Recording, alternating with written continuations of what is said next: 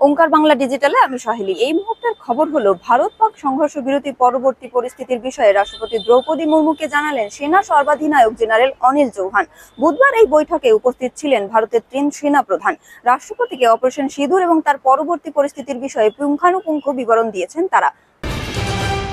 দীর্ঘ টানাপোড়েনের পর অবশেষে পাক সেনার হাত থেকে মুক্তি পাওয়ার পর জওয়ানের অন্তঃসত্ত্বা স্ত্রী রজনীকে ফোন করলেন মুখ্যমন্ত্রী মমতা বন্দ্যোপাধ্যায়। বেশ কিছুক্ষণ কথা হয় তাদের মধ্যে। পূর্ণামকে শুভেচ্ছা জানান তিনি। মুখ্যমন্ত্রীকে ধন্যবাদ জানিয়েছেন জওয়ানের স্ত্রী।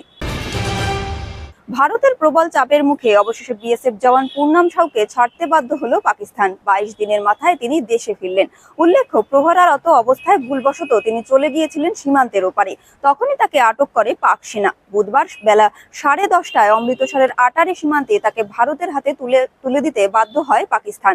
জানা গেছে শারীরিকভাবে সুস্থ রয়েছেন পূর্ণাম। এরকম আরো আপডেটের জন্য নজর রাখুন ওঙ্কার বাংলা ডিজিটালে।